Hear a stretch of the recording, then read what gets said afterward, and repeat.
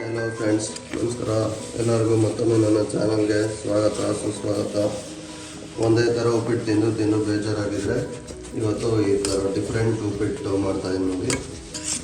ಮಜ್ಜಿಗೆ ಉಪ್ಪಿಟ್ಟು ಮಾಡ್ತಾಯಿದ್ದೀನಿ. 2 ಗ್ಲಾಸು ಉಪ್ಪಿಟ್ಟು ರವೆನ ಒಂದೇ ಒಂದು ಟೀ ಸ್ಪೂನ್ ಆಯಿಲಲ್ಲಿ ಹುರ್ಕೊತಾ ಇದ್ದೀನಿ.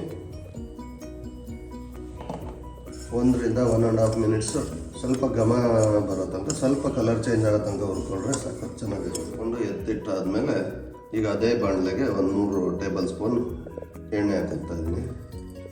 ಎಣ್ಣೆ ಕಾದ್ಮೇಲೆ 1 ಟೇಬಲ್ ಸ್ಪೂನ್ ಸಾಸಿವೆ, ಕಡಲೆಬೇಳೆ, ಉದ್ದಿನಬೇಳೆ 2 ಟೇಬಲ್ ಸ್ಪೂನ್, 2 ಒಣಮೆಣಸಿನ್ಕಾಯಿ,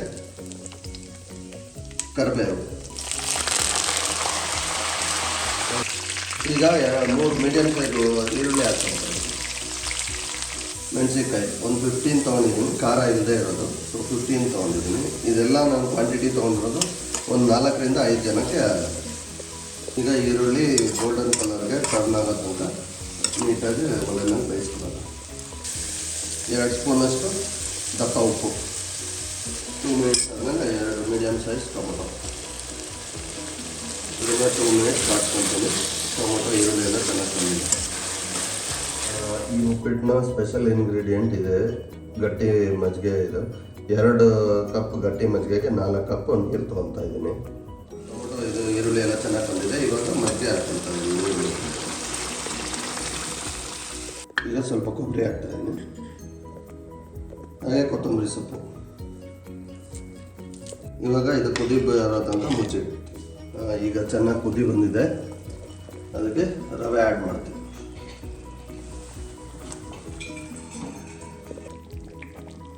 ಉಪ್ಪಿಟ್ಟು ರೆಡಿಯಾಗಿದೆ. ಇದನ್ನು 2 ಮಿನಿಟ್ಸ್ ಮುಚ್ಚಿಬಿಟ್ಟು ಹಾಗಾಗಿ ಬಿಟ್ಬಿಟ್ಟು ನಂತರ ಸರ್ವ್ ಮಾಡೋದು. ನೀವು ಈ ಟೈಪ್ ಟ್ರೈ ಮಾಡಿ ಮತ್ತು ಹೇಗಿತ್ತು ಅಂತ ತಿಳಿಸಿ. ನಿಮ್ಗೆ ಇಷ್ಟ ಆಯಿತಾ ಇಲ್ವಾ ಅಂತ. ಇದೇ ಥರ ವಿಡಿಯೋಗಳಿಗಾಗಿ ನನ್ನ ಚಾನಲ್ನ ಫಾಲೋ ಮಾಡ್ಕೊಳ್ಳಿ. Thank you.